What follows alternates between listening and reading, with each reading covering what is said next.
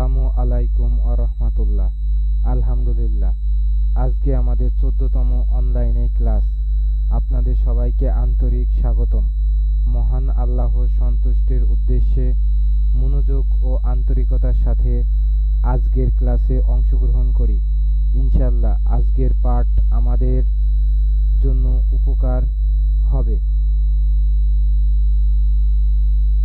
আমরা আজকে যে বিষয়টা শিখব সেটা হচ্ছে সময়, দিন, মাস, তাপমাত্রা, আবহাওয়া, স্রোত, দূরত্ব ইত্যাদি প্রকাশ করতে ইট ব্যবহৃত হয়।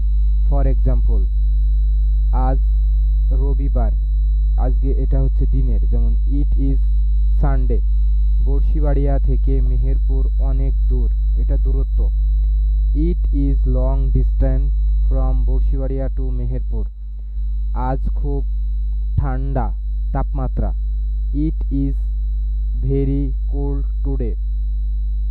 সকাল থেকে বৃষ্টি হচ্ছে, আবহাওয়া। It has been raining since morning. এখন রাত 10টা বাজে, সময়।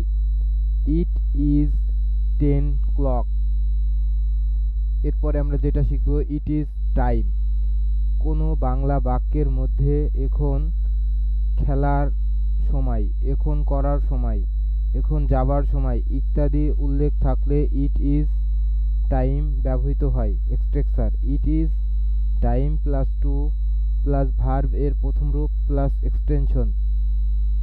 ফর এক্সাম্পল, এখন ঘুমানোর সময়।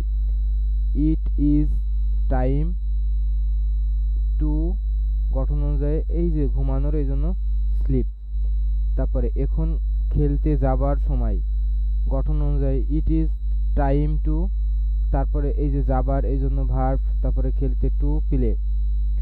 টু ডট ডট টু, কোনো বাংলা বাক্যের মধ্যে এত যে উল্লেখ থাকলে টু ডট ডট টু ব্যবহৃত হয়। Structure, subject plus be verb plus to plus adjective plus object plus to verb এর প্রথম রূপ প্লাস এক্সটেনশন। সে এত মোটা যে হাঁটতে পারে না, এজন্য এখানে সে ইংরাজি হচ্ছে হি, তারপরে বি ভার্ব ইজ, তারপরে হচ্ছে গঠন অনুযায়ী টু, তারপরে এই যে মোটা, এই জন্য ফ্যাট, তারপরে গঠন অনুযায়ী টু, তারপরে ওয়াক। বাক্সটি এত মোটা ভারী যে আমি উঁচু করতে পারি না। তাহলে এটা প্রথমে বাক্সটি, দা বাক্স is too heavy for me to lift. আলহামদুলিল্লাহ, আজকে এই 14তম ক্লাস এখানেই শেষ করছি। আল্লাহ তাআলা আমাদের অর্জিত জ্ঞানকে আমল করার তৌফিক দান করুন। যেমন রমজান আমাদের হৃদয়ের প্রশান্তি, মাধুর্য ও তাকওয়া অনুভূতি জাগিয়ে তোলে, তেমনি এই জ্ঞানও আমাদের জীবনকে আলোকিত ও সুন্দর করে তুলুক। সবাই ভালো থাকবেন। আসসালামু আলাইকুম ওয়া রাহমাতুল্লাহ।